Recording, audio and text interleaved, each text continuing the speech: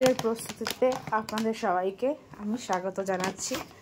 আজকে বিশেষ কিছু রান্না হবে না, যেটা রান্না হবে সেটা হচ্ছে ডিম আলু চচ্চড়ি, ডাল ভাত। ডাল আমার করা হয়ে গেছে, তো আমি তাই জন্য একটা ডিম আনিয়েছি একটু বড় সাইজের, কারণ বাড়িতে যে ডিম ছিল না সেটা নয়, কিন্তু সেগুলো একটু ছোট ছোট সাইজের ডিম ছিল, যেহেতু একটাই খাবার রান্না করব তাই জন্য আর কি একটু বড় সাইজের ডিম আমি আনিয়েছি। তো সেই জন্য আর কি ব্লিঙ্কিটের প্যাকেটটা দেখতে পাচ্ছেন। ঠিক আছে, চলুন আপনাদের সাথে শেয়ার করি।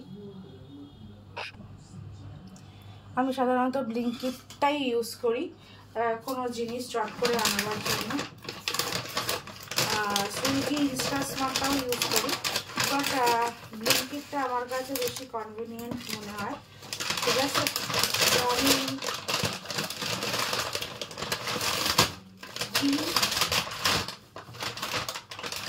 ডিম একটু বড় সাইজের আর ডিম আর এই তেলটা আনিয়েছি, এটা আমাদের জন্য।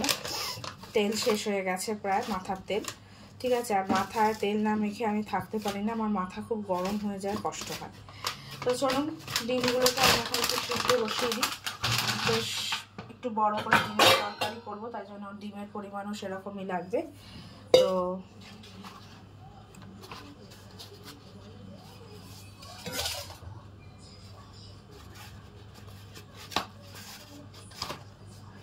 এখানে 10টা ডিম আছে, বেশ বড় সাইজই আছে। ঠিক আছে, এই 10টা ডিমের আমি আপাতত ডিমের তরকারি রান্না করব।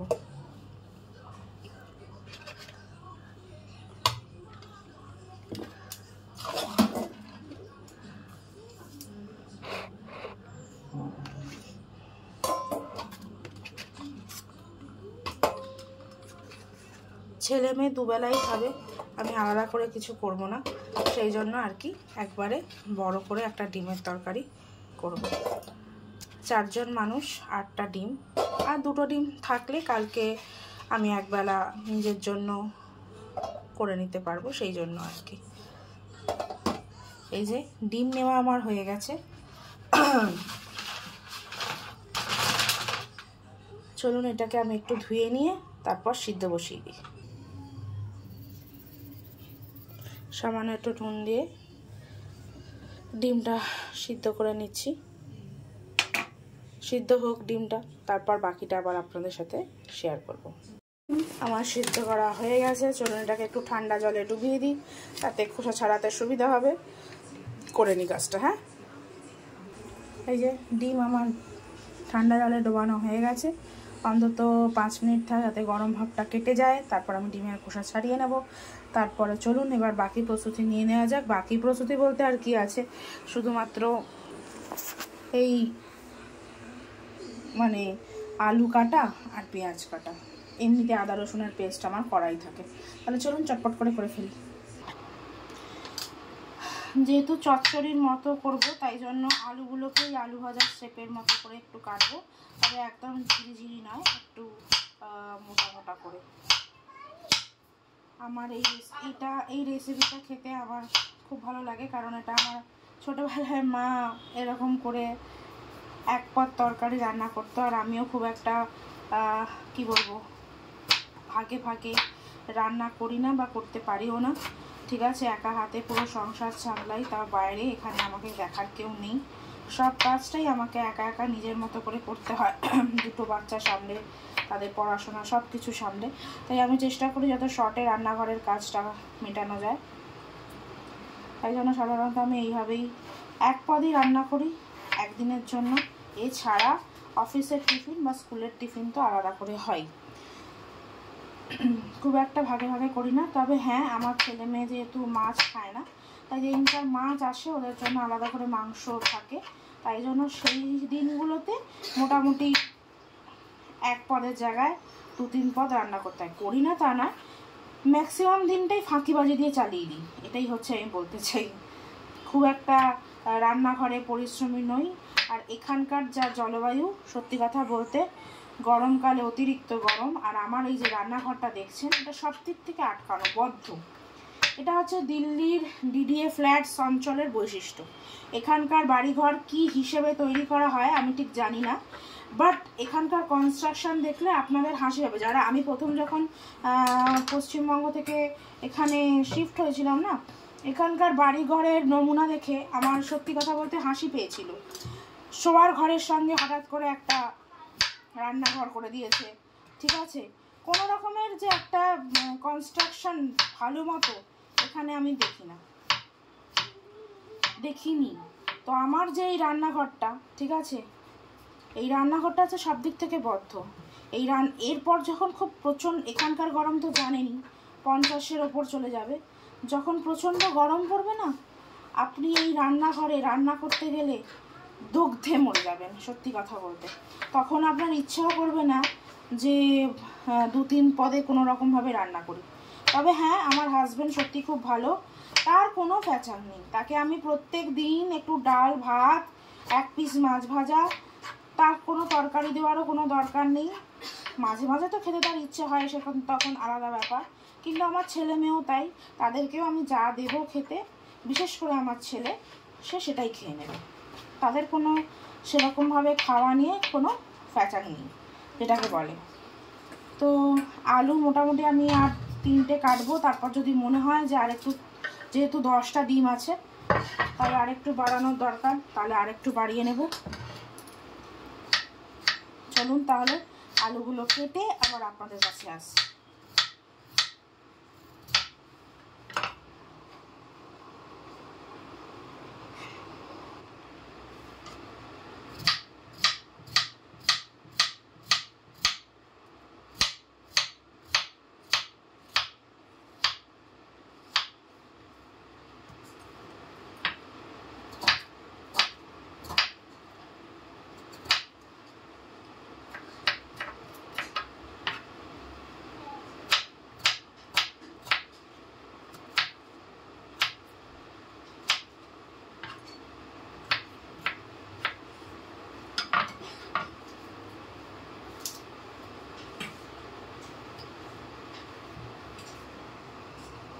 আলু কেটে ধুয়ে রেডি।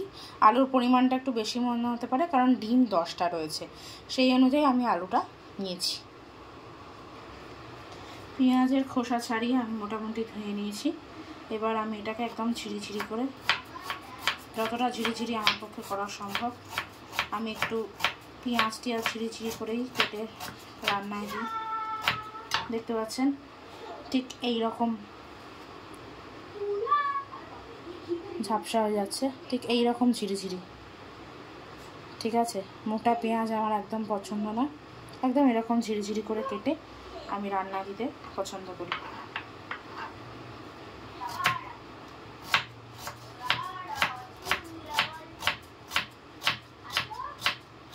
চলুন তাহলে পেঁয়াজগুলো আমি ঝটপট করে এরকম ঝিরিঝিরি করে কেটে নিই।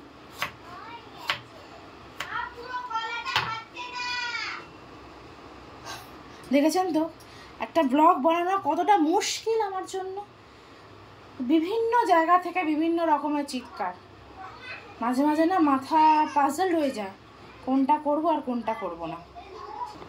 একদম পাতলা ঝিরিঝিরি করে পেঁয়াজ আমার কাটা রেডি হয়ে গেছে রান্নার জন্য। চলুন এবার তাহলে ডিমটা ছাড়িয়ে নিই। এর সঙ্গে আর লাগবে টমেটো আর আদা রসুনের পেস্ট। আদা রসুনের পেস্টের জন্য আমি সাধারণত এইটা ইউজ করে থাকি, এটা আমার কাছে কেনা থাকে, ঠিক আছে, এটা আমার ভালো লাগে খুব।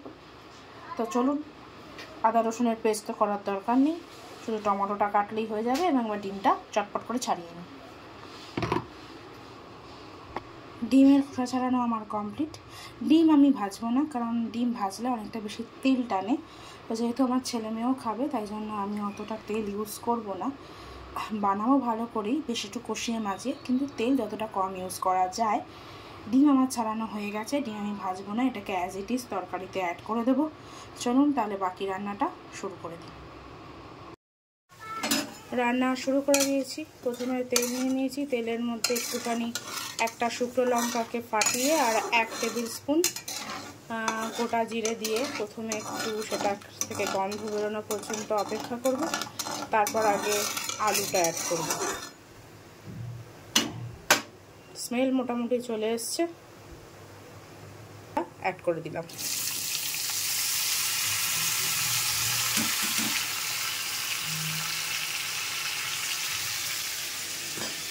এরপর 1/2 টেবিল স্পুন মতো হলুদ গুঁড়ো আর 1 টেবিল স্পুন মতো লঙ্কা নুন দিয়ে এটাকে আমি ভাজা ভাজা করব। যেহেতু তেল কম আছে তাই গায়ে গায়ে লেগে যাওয়ার সম্ভাবনা আছে, তাই একটু ছড়িয়ে ছড়িয়ে ভাজবো। এটা যখন একটু ভাজা ভাজা হয়ে একটু কালার নিতে শুরু করবে তখন আমি পেঁয়াজটাকে অ্যাড করব। পেঁয়াজটা তাড়াতাড়ি মানে আলুর তুলনায় তাড়াতাড়ি ভাজা হয়ে যাবে এবং কালো হয়ে যাবে, তাই জন্য পেঁয়াজটাকে আমি একটু পরে অ্যাড করব। তারপরে অ্যাড করব হচ্ছে টমেটোটা।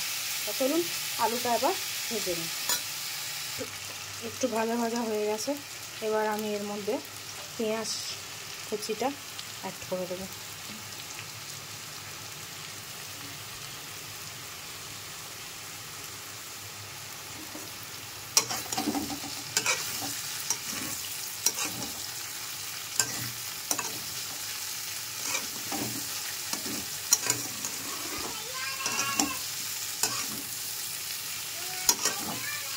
এবার একটু ভাজা ভাজা হতে থাক, তারপর টমেটো অ্যাড দেবো, তারপরে আদা রসুনের পেস্ট। টমেটো আমি কেটে নিয়েছি, ঠিক আছে। এবার এই টমেটোগুলো আমি অ্যাড করে দেবো। আমি একটু ছোটো ছোটো করে টমেটো কেটেছি যাতে তাড়াতাড়ি গলে যায়।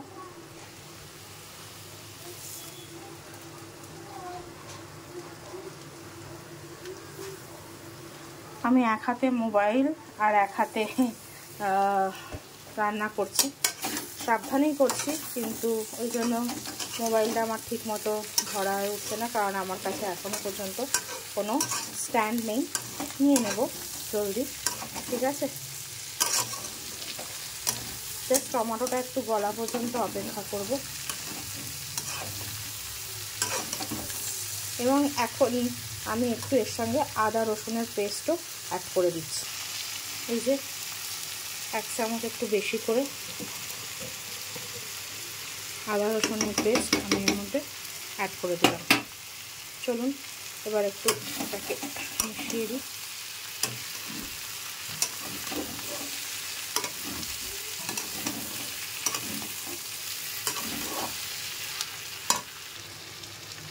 এবার আমি এর মধ্যে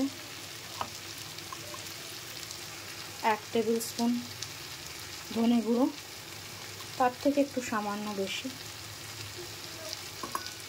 এবং 1 টেবিল স্পুন জিরে গুঁড়ো। জিরে গুঁড়ো আমার কাছে এখানে একটু অল্পই আছে, সেই পুরোটাই আমি অ্যাড করে দিলাম। দিয়ে এবার এটাকে সামান্য জল যোগ করে কষিয়ে নিই। সামান্য একটু জল আমি অ্যাড করে দিয়েছি মশলাটা কষাবার জন্য, এবং তার সঙ্গে 1 table spoon Kashmiri red Mirchi.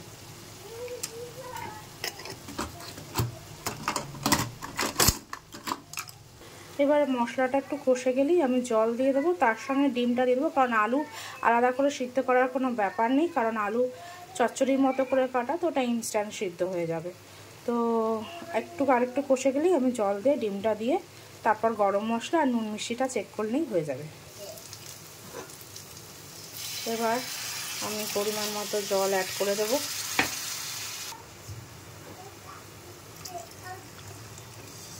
ব্যাস,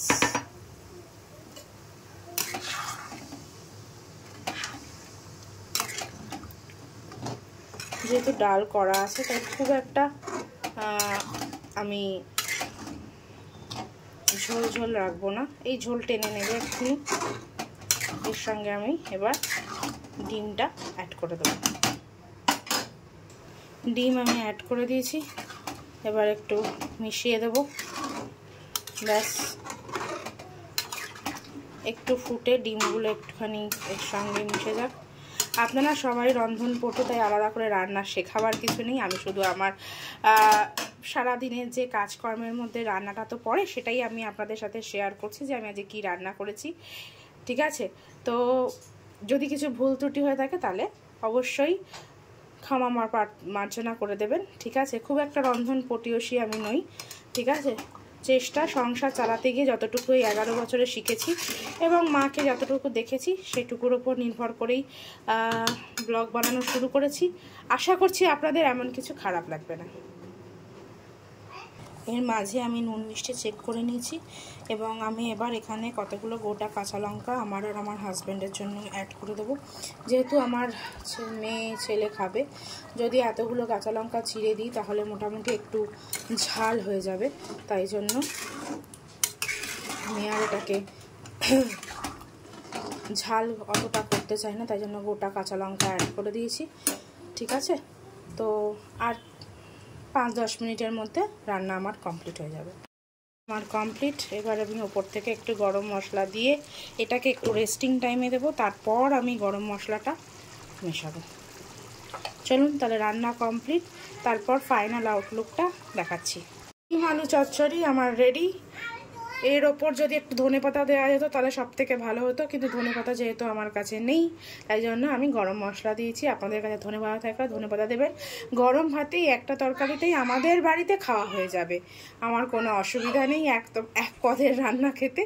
ঠিক আছে, তো কেমন হয়েছে প্লিজ কমেন্টে অবশ্যই জানাবেন। ধন্যবাদ।